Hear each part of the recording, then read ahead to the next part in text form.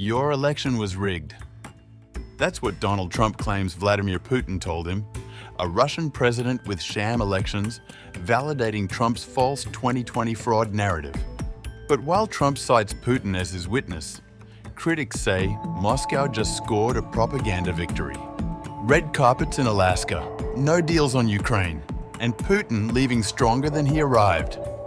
Was this peace summit or Putin's greatest PR win?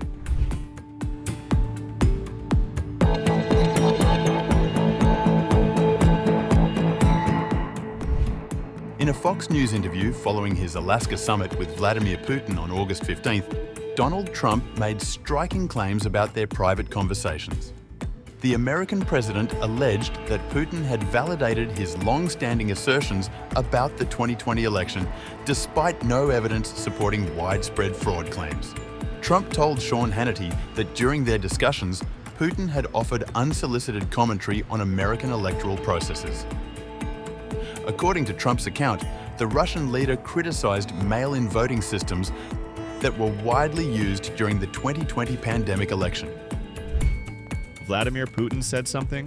One of the most interesting things he said, "Your election was rigged because you have mail-in voting." He said, "No country has mail-in voting. It's impossible to have mail-in voting and have honest elections." Trump continued his narrative, stating that Putin had gone further in their private exchanges. We talked about 2020. He said, "You won that election by so much." The irony of Trump citing Putin as an authority on electoral integrity was not lost on critics. Russian elections under Putin's two-decade rule have been widely documented as fraudulent, with opposition candidates routinely jailed, exiled, or killed. Putin's most recent electoral victory in 2024 saw him claim nearly 90% of the vote, extending his rule for another 6 years in what international observers described as a deeply flawed process. In the interview, Trump also claimed that Putin told him that the US was dead under his predecessor, Joe Biden, and was now the hottest country in the world. It is impossible to know if Putin did make these remarks, but Trump has a habit of putting his own words in the mouths of other people. He had previously claimed that the King of Saudi Arabia had told him similar things during a May visit, though Trump notably did not actually meet with the elderly Saudi monarch during that trip. US intelligence agencies have previously concluded that Russia, under Putin's direction, has interfered in American elections.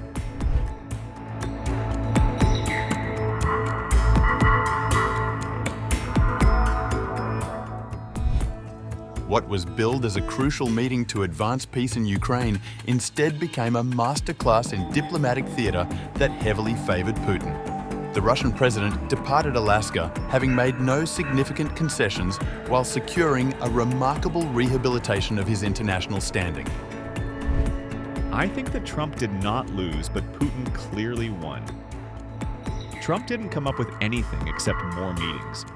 Putin has gone a long way to reestablishing his relationship, which I always believed was his key goal. I think the White House has lowered expectations precisely for the reason that it's too complicated to handle here. Experts have noted that Putin scored a win by meeting Trump in Alaska, gaining respect, dodging sanctions, and turning the optics to his advantage. Yes, it's certainly a win for Vladimir Putin. The optics of it were that, he came to American territory, but American territory in Alaska, which of course previously was part of the Russian Federation. And there was a lot of media talk in Russia and billboards going up saying, Alaska is Russian and we will take that back. So he got a photo opportunity with Donald Trump. So it makes him look respected and valued, and making the American president travel all the way to Anchorage to meet him. And at the same time, he basically dodges those sanctions that Trump had threatened. Nothing substantive was achieved at the summit, although Trump emphasized shared views across many areas, but conceded that no actual deal was reached. Well, I think we're effectively where we were before the summit. It doesn't look, at least on preliminary evidence, as though there's been much progress. Trump certainly talked about many areas on which they agree, but he said ultimately there was no deal. The optics alone represented a significant win for Putin. After years of international isolation following Russia's invasion of Ukraine, he found himself welcomed on American soil with full ceremonial honors. American servicemen rolled out a red carpet at Joint Base Elmendorf-Richardson as Putin's aircraft touched down, while US fighter jets provided escort. In an apparently unscripted moment that captured the summit's tone, Putin accepted a ride in Trump's armored limousine rather than using his own Moscow-plated presidential vehicle. Cameras captured Putin in the back seat, laughing as the vehicle pulled away. The meeting's structure itself favored Putin from the start. Despite taking place on US territory, Trump allowed Putin to speak first during their joint appearance, giving the Russian leader an unchallenged platform to present his version of the conflict and its root causes. And I think probably that's linked to Vladimir Putin saying that we need to look at the root causes of this conflict, and that's code for the kind of maximalist demands that he's articulated since the invasion in 2022. Those demands remain unchanged. Recognition of Russian sovereignty over occupied Ukrainian territories, Ukraine's demilitarization and neutrality, and, effectively, Ukrainian capitulation. Putin secured this platform without offering any concessions in return. The summit's brevity also worked in Putin's favor. When reporters expected a full press conference, both leaders delivered brief statements and took no questions, leaving the substance of their discussions largely opaque. According to Russia's RIA Novosti news agency, when asked why the two leaders only delivered remarks at the news conference, Dmitry Peskov said, Exhaustive statements were made. Trump's acknowledgement of the meeting's limitations was telling. He admitted they hadn't reached their primary objective. Experts noted the strategic implications.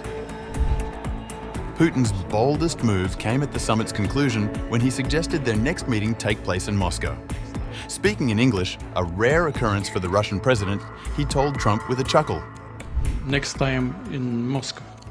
Oh, that's an interesting one. I don't know. I'll get a little heat on that one, but I could see it possibly happening. While Trump had previously warned of severe consequences if Russia didn't agree to a ceasefire, no such ultimatums materialized. Instead, Putin returned to Moscow having secured international legitimacy, avoided additional sanctions, and maintained his negotiating position unchanged. The war in Ukraine continued unabated throughout their meeting, with multiple regions under air raid alerts as the two leaders spoke of pursuing peace.